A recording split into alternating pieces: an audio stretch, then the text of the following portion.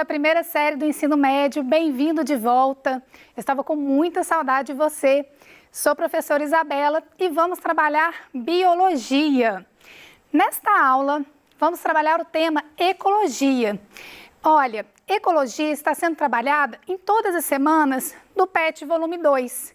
E esta aula é para semanas 1 e 2 do PET de vocês. Bem, as semanas 3 e 4, nós vamos ter uma aula no dia 10/6, ok? E as semanas 5 e 6, que trata de biomas brasileiros, no dia 1º de julho. Seja bem-vindo a essa primeira e segunda semana.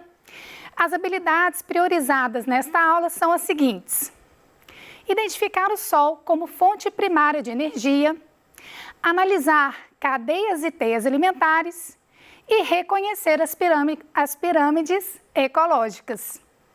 Bom, você já pegou o seu lápis, o seu caderno? Toma nota de tudo que eu falar aqui para você hoje e não deixe de anotar suas dúvidas, ok? Vamos começar com conceitos fundamentais em ecologia. O que significa a palavra ecologia? Oikos significa casa e logos significa estudo. Portanto, ecologia é o estudo da casa, é o estudo da natureza, dos seres vivos que habitam a natureza, das relações que eles estabelecem entre si e também com o meio que a gente chama de abiótico. É a ciência, portanto, que estuda as relações entre os seres vivos e o ambiente em que vivem. E nesse sentido, a gente tem dois conceitos que são fundamentais: os elementos bióticos ou fatores bióticos, que são os seres vivos, e os elementos não vivos, que são chamados de fatores abióticos. E aí eu quero chamar a atenção para esse conceito que é fundamental de fator abiótico. Esse prefixo a é um prefixo de negação. Então, fatores não vivos, fatores abióticos. O bio significa vida. Esse prefixo bio significa vida. Portanto, fatores bióticos são fatores vivos.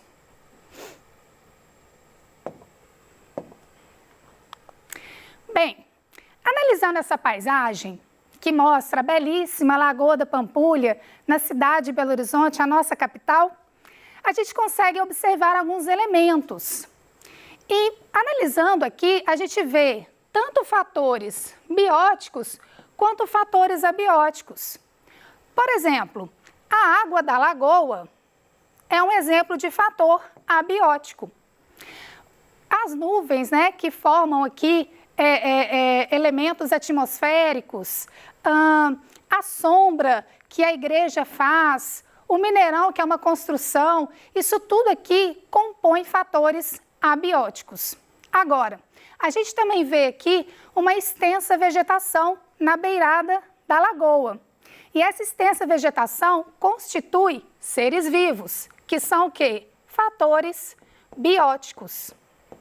Bem, esse aqui é um ecossistema aquático, e os fatores bióticos e abióticos influenciam um ao outro, né, de maneira mútua, tá? Tanto os seres vivos que aqui habitam interferem nesses fatores abióticos, quanto os fatores abióticos influenciam diretamente na vida desses seres vivos. Bem, outros dois conceitos fundamentais que a gente precisa entender em ecologia são os conceitos de habitat e nicho ecológico. Faltou um acento aqui. Bom, o habitat é o local onde os organismos vivem. Por exemplo, a Lagoa da Pampulha. Existem ali organismos que moram, né, que vivem ali naquele ecossistema. E esse local a gente chama de habitat. E o nicho ecológico são as atividades desempenhadas pelos organismos vivos, ok? Bom, vamos analisar um exemplo. Na Lagoa da Pampulha existem capivaras. Elas se alimentam de gramíneas na margem da lagoa. Bom, qual é o nicho ecológico e o habitat da capivara? Você sabe? O habitat da capivara seria, nesse caso aqui, a Lagoa da Pampulha. E o nicho ecológico se refere aqui à alimentação. Então, quando elas se alimentam de gramínea, elas estão exercendo uma atividade ali naquele ecossistema. E essa atividade que ela exerce faz parte do nicho ecológico. Agora, analisando essa imagem, a gente ainda consegue perceber outros elementos que fazem parte do nicho ecológico das capivaras. Por exemplo, o fato delas viverem em grupos, em pequenos grupos, ok? Bem, um outro exemplo aqui para a gente aplicar esses dois conceitos de habitat e nicho ecológico. O menor tamanduá do mundo é solitário e tem hábitos noturnos. Passa o dia repousando, geralmente em um emaranhado de cipós, com o corpo curvado de tal maneira que forma uma bola. Esse texto faz uma descrição das atividades que o tamanduá desempenha na natureza. Portanto, esse texto refere-se ao nicho ecológico do tamanduá. Bem, pessoal, a ecologia pode ser estudada em vários níveis. E a gente vai entender esses níveis agora, mas a gente não pode esquecer dos conceitos de cada um deles. Então, eu vou falar quais são esses níveis e os seus respectivos conceitos, ok? Então, vamos lá. Organismo é o nível menos abrangente.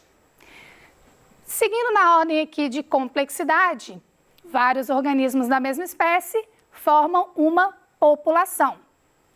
Várias populações formam uma comunidade. Comunidade também pode ser chamada de biocenose. Bom, agora, quando a gente analisa as comunidades biológicas inseridas em fatores abióticos, daí a gente já fala de ecossistema. Estão lembrados aí da Lagoa da Pampulha? A Lagoa da Pampulha é um ecossistema. Existe uma comunidade biológica que ali vive e existem fatores abióticos que a gente até citou aí como exemplo, analisando aquela paisagem. Então, o ecossistema leva em conta os fatores bióticos, que são os seres vivos, e os fatores abióticos. E, por fim, mas não menos importante, a biosfera, que é o nível de estudo da ecologia mais abrangente. A biosfera é todo o nosso planeta, toda a parte do planeta que tem vida. Bom, nesse slide a gente tem exemplos de uma forma um pouco mais aplicada desses conceitos, desde organismo até biosfera. Aqui, por exemplo, no nível de organismo, a gente vê um elefante e uma árvore. Esse elefante e essa árvore, de maneira independente, são um exemplo de organismo. Agora, esse conjunto de elefantes que formam uma população, detalhe, né, gente? Essa população tem que ser um conjunto de organismos da mesma espécie. Então, um conjunto de elefantes forma uma população e o conjunto dessas árvores forma outra população. Então, aqui nessa imagem, a gente tem duas populações. Acima de população, um nível um pouco mais abrangente, o nível de comunidade. Notem que nessa imagem a gente vê o conjunto de elefantes, o conjunto de árvores, umas zebrinhas. Então, nesse nível, a gente tem conjuntos de várias populações, portanto, nível chamado comunidade. E na última imagem, aliás, na penúltima imagem, a gente tem todos esses seres vivos inseridos em um meio abiótico. Então, aqui no fundo, por exemplo, a gente vê luz solar, a gente leva em conta a presença da atmosfera, do gás oxigênio, enfim, de todos os elementos não vivos que influenciam na vida dessa comunidade. E aí, como a gente tem, portanto, fatores abióticos e fatores bióticos, a gente fala de ecossistemas. E, por fim, mas não menos importante, como eu já falei, a biosfera, que é toda parte do nosso planeta que contém vida. Esse slide é só para deixar bem escritinho todos esses conceitos, mas a gente já falou sobre isso e vamos seguir em frente. Bom, vamos entrar aqui agora na temática da ecologia que trata de cadeia alimentar. O que é uma cadeia alimentar? Cadeia alimentar é uma interação alimentar entre organismos de uma comunidade. E essa interação tem como objetivo o equilíbrio dos ecossistemas. E é importante que a gente entenda que mesmo aquele organismo que está sendo predado, de uma maneira mais abrangente, ele não é prejudicado, porque a sua própria população tem o seu controle realizado, o tamanho da sua própria população, pelo predador. Então, é super importante que as relações nas cadeias alimentares aconteçam na busca do equilíbrio dos ecossistemas. Bom, e numa cadeia alimentar, a gente tem, geralmente, 3 níveis tróficos. O nível trófico é a função que um determinado ser vivo exerce numa cadeia alimentar. E a gente tem basicamente esses 3 aqui: o nível de produtores, consumidores e decompositores. Às vezes, no nível de consumidor, a gente tem vários subtipos, subníveis. Daí a gente tem consumidores primários, secundários, terciários e por aí vai. A gente vai ver alguns exemplos aqui para vocês poderem entender isso direitinho. Bom, quem são os produtores? Os produtores são representados por algas, plantas e um tipo especial de bactérias que é chamado de cianobactérias. Esses organismos são autotróficos e fotossintetizantes. O que significa isso? Eles são capazes de produzir o seu próprio alimento, por isso autotróficos, e são capazes de realizar essa produção do próprio alimento usando a luz, a energia solar. Bem, esses organismos são a base de qualquer cadeia alimentar. Sem eles, os consumidores e os decompositores, com certeza, não existiriam, pelo menos não da maneira que a gente conhece. Bem, vamos entender um pouquinho, ou relembrar um pouquinho da fotossíntese. Fotossíntese é um processo bioquímico, biológico, que tem como função a produção da glicose, que é a matéria orgânica. O gás oxigênio também é produzido no processo fotossintético, mas o objetivo central desse processo é a produção da matéria orgânica, da glicose. Bem, para a fotossíntese acontecer, é preciso luz solar. As plantas, as algas, as cianobactérias são capazes de construir glicose e gás oxigênio a partir desses elementos que são inorgânicos. Então, as plantas têm essa capacidade que é muito especial. Então, esses elementos que são inorgânicos e que estão disponíveis na atmosfera, que estão disponíveis no solo, simplesmente são transformados pelo processo fotossintético em matéria orgânica. E essa matéria orgânica sustenta todos os outros seres vivos. Por isso que as plantas são tão especiais. Aliás, não só as plantas, as algas e cianobactérias também. Bom, quem são os consumidores? Os consumidores são animais, ok? Basicamente, os animais. São organismos heterotróficos. O que significa isso? Significa que eles não são capazes de produzir o seu próprio alimento. Eles dependem do alimento que as plantas produziram, que é a glicose, a matéria orgânica, da qual eu acabei de falar para vocês. Bem, aqui nesse slide a gente tem 2 exemplos de consumidores. Um consumidor herbívoro, que no caso aqui é a capivara, e um consumidor carnívoro, que no caso aqui é um jacaré. Eu continuo lá naquele ecossistema que eu comecei, que é o ecossistema lá da Lagoa da Pampulha. Inclusive, existem esses 2 animais que convivem ali naquele ambiente. Bom, qual que é a definição de consumidor herbívoro? Um herbívoro é capaz de comer plantas. Então, ele é o consumidor primário, é aquele que se alimenta diretamente dos organismos produtores. E os animais que são chamados de carnívoros se alimentam de outros animais. O jacaré, por exemplo, pode comer filhotes de capivaras, pode comer filhotes de aves que vivem ali naquele ambiente. Enfim, são animais que comem outros animais.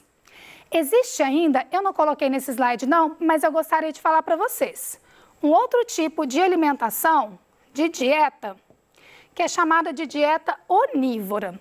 Você sabe o que é isso? Você já ouviu falar?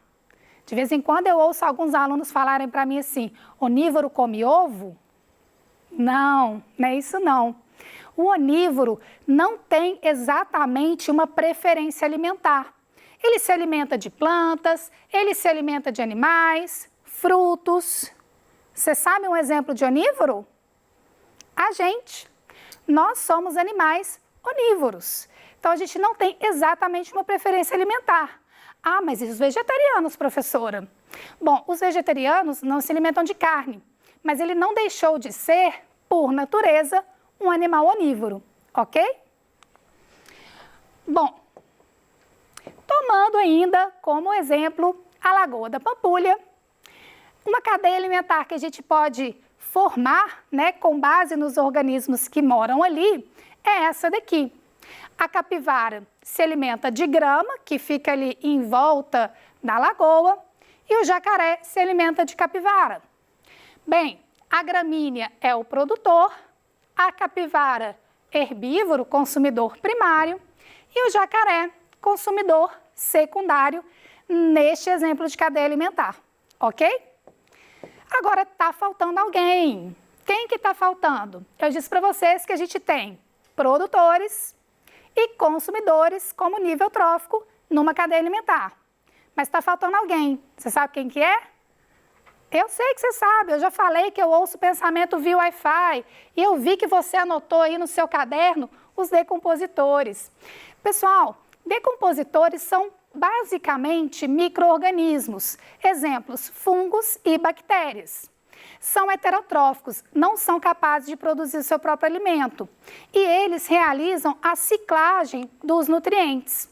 Os decompositores atuam em todos os níveis tróficos. Eles decompõem restos de animais, restos de plantas, detritos, o próprio corpo desses organismos depois que morre, e eles devolvem para a natureza aquela matéria inorgânica que as plantas usam para fazer a fotossíntese. Por isso que a gente fala de uma reciclagem. Imagine que as plantas só gastassem a matéria inorgânica e ninguém devolvesse. Concorda comigo que uma hora essa matéria inorgânica ia acabar? Então é isso que acontece aqui. Os decompositores são fundamentais para fazer esse ciclo, para fechar esse ciclo na natureza.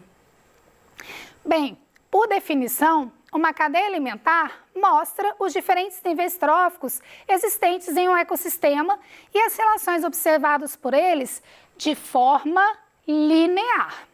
Agora, a matéria é transportada de um nível para o outro e a quantidade de energia vai sendo reduzida conforme a gente se aproxima do topo de cadeia.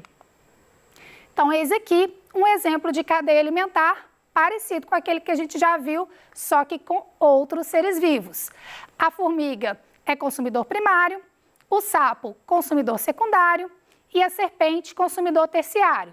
E todo mundo aqui, de alguma maneira, em algum momento, vai ser decomposto pelos decompositores.